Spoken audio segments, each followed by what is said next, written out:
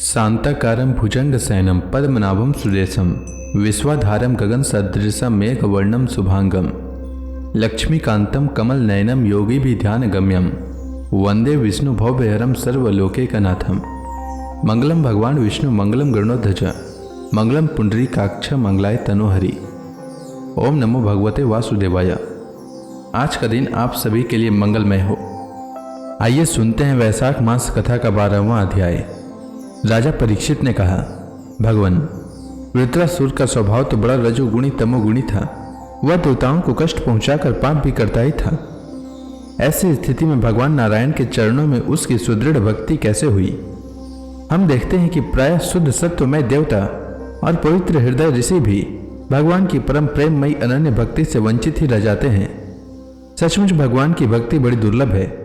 भगवान, इस जगत के प्राणी पृथ्वी के धूलि कणों के समान ही असंख्य हैं। उनमें से कुछ मनुष्य आदि श्रेष्ठ जीव ही अपने कल्याण की चेष्टा करते हैं।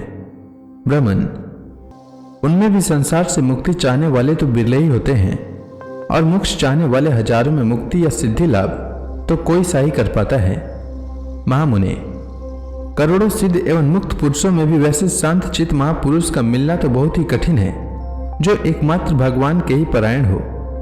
ऐसी अवस्था में वह वृत्रासुर, जो सब लोगों को सताता था और बड़ा पापी था, उस भयंकर युद्ध के अवसर पर भगवान श्री कृष्ण में अपनी वृत्तियों को इस प्रकार दृढ़ता से लगा सका। इसका क्या कारण है?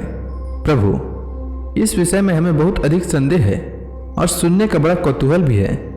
अहो, वृत्रासुर का बल पौरुष कितना महान था कि उसने रणभूमि में देवराज इंद्र को भी संतुष्ट कर दिया। सुत जी कहते हैं, सौनक आदि ऋषियों, भगवान सुखदेव जी ने परम श्रद्धालु राजर्षि परीक्षित का यह श्रेष्ठ प्रश्न सुनकर उनका अभिनंदन करते हुए यह बात कही। श्री सुखदेव जी ने कहा, परीक्षित, तुम सावधान होकर यह इतिहास सुनो। मैंने इसे अपने पिता व्यास जी, देवर्षि नारद और महर्षि देवल के मुंह से भी विधि पूर्वक सुना है। प्राचीन काल की बात है। सुरसेन देश में चक्रवर्ती सम्राट महाराज चित्रकेतु राज्य करते थे। उनके राज्य में पृथ्वी स्वयं ही प्रजा की इच्छा के अनुसार अन्न रस दे दिया करती थी। उनके 1 करोड़ रानियां थी और वे स्वयं संतान उत्पन्न करने में समर्थ भी थे, परंतु उन्हें उनमें से किसी के भी गर्भ से कोई संतान न हुई। यो महाराज चित्रकेतु को किसी बात की कमी न थी। सुंदरता, उदारता, युवा अवस्था, कुलीनता, विद्या, ऐश्वर्य और संपत्ति आदि सभी गुणों से वे संपन्न थे।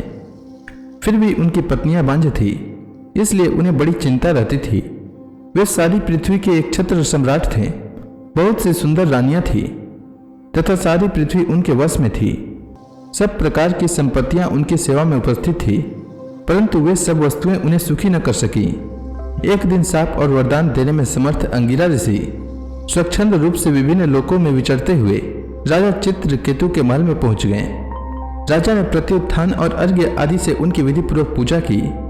आतिथ्य सत्कार हो जाने के बाद जब अंगिरा ऋषि सुखपूर्वक आसन पर विराज गए, तब राजा चित्रकेतु भी शांत भाव से उनके पास ही बैठ गए। महाराज, महर्षि अंगिरा ने देखा कि यह राजा बहुत विनयी है और मेरे पास पृथ्वी पर बैठकर मेरी भक्ति कर रहा है। तब उन्होंने चित्रकेतु को संबोधित करके उसे आदर देते हुए यह बात कही। अंगिरा ऋषि ने कहा, राजन, तुम अपनी प्रकृतियों, गुरु, मंत्री, राष्ट्र, दुर्ग, कोष, सेना और मित्र के साथ सकुशल तो होना। जैसे जीव महत्त्व आदि 7 आवरणों से घिरा रहता है, वैसे ही राजा भी इन 7 प्रकृतियों से घिरा रहता है। उनके कुशल से ही राजा की कुशल है।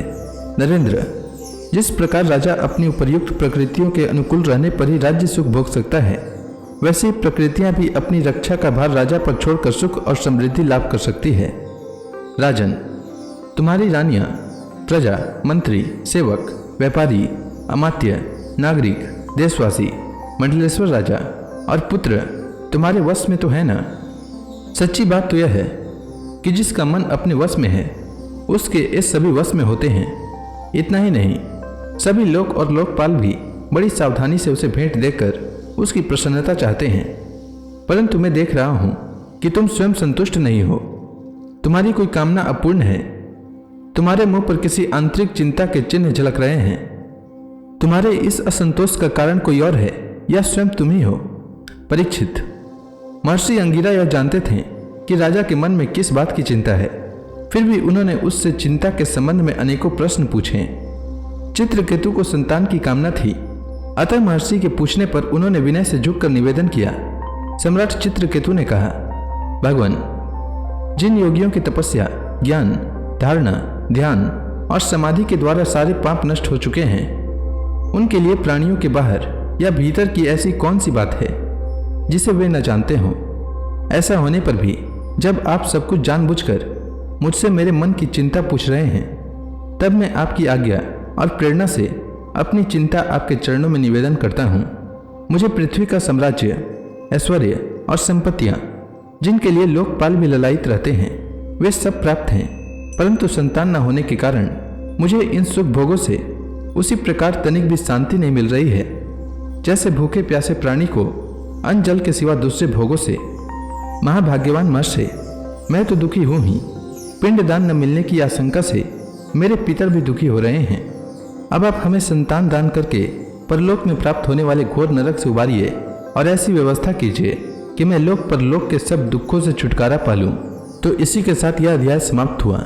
इसके आगे की कथा मैं कल के अध्याय में सुनाऊंगा। तब तक के लिए भगवान हरि का नाम लेते रहें।